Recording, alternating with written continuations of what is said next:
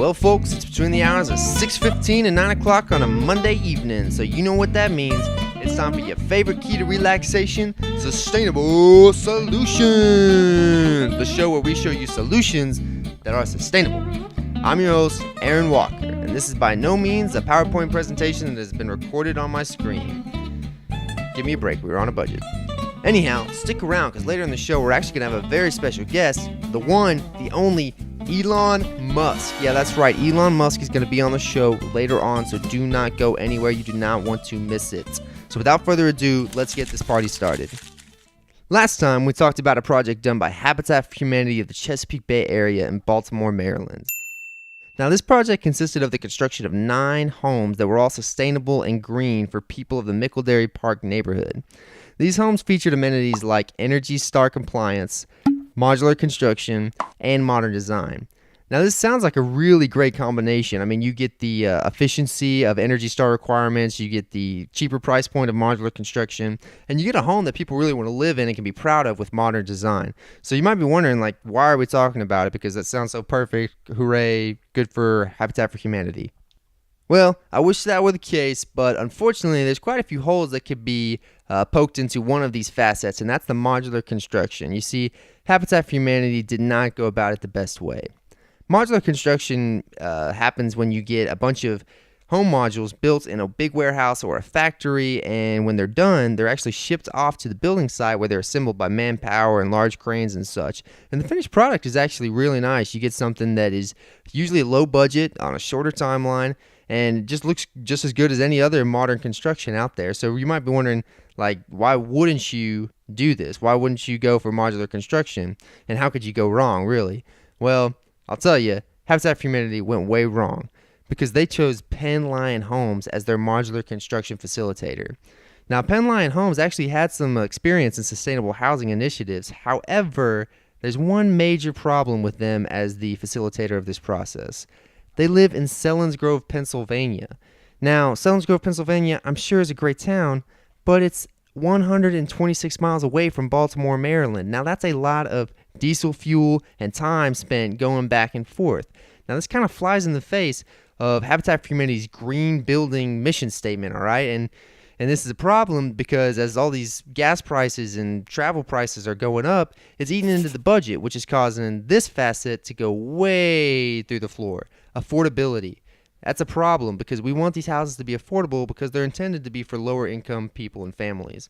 Another really interesting tidbit of information is that Penn Lion Homes is actually no longer operational, closed permanently. So this business that was supposed to be offering them sustainable construction wasn't even sustainable in and of itself. Now, here's what I would have done if I was in charge of the process. Shipping containers. Now, hear me out. You see, Baltimore, Maryland is on the Chesapeake Bay, which means there's several ports in the area.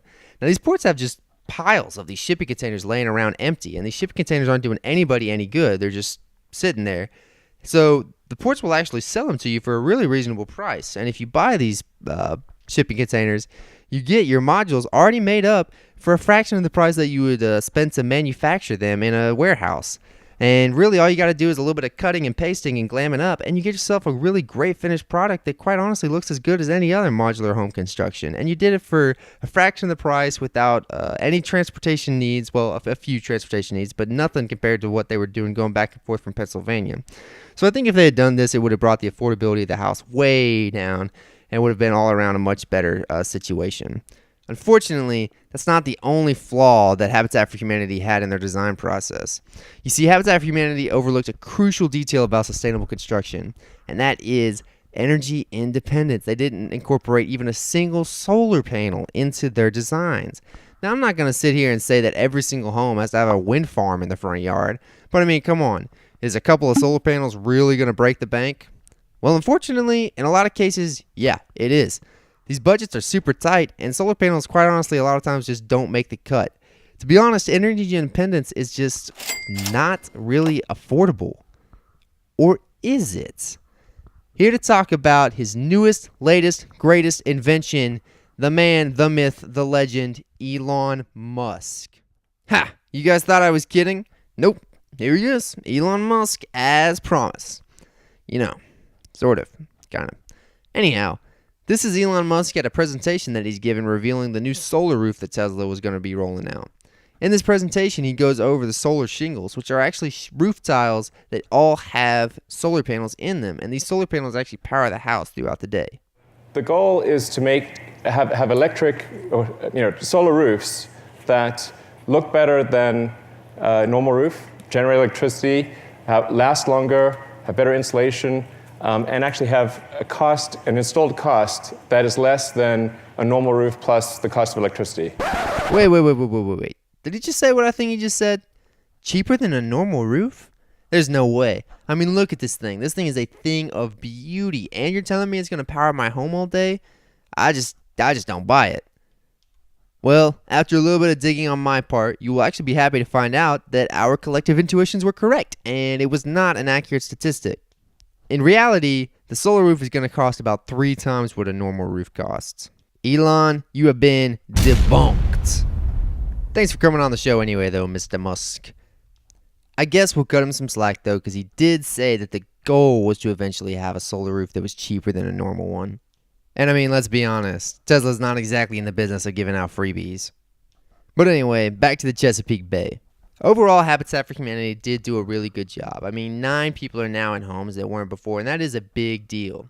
But come on, Habitat, remember those shipping containers next time. I mean, seriously, they are all around you just begging to be bought and used.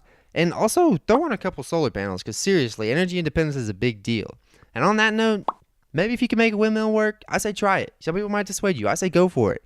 Also, grass roof would be awesome. I just love grass roofs. I think they're pretty sweet and they're sustainable. You know what? Let's just throw in a Tesla while we're at it. We're going crazy. Let's do it. This has been the farewell episode of Sustainable Solutions. I hope you guys have had as much fun over these last 6 minutes as I've had. This is Aaron Walker signing off. Stay cool, stay awesome, stay sustainable.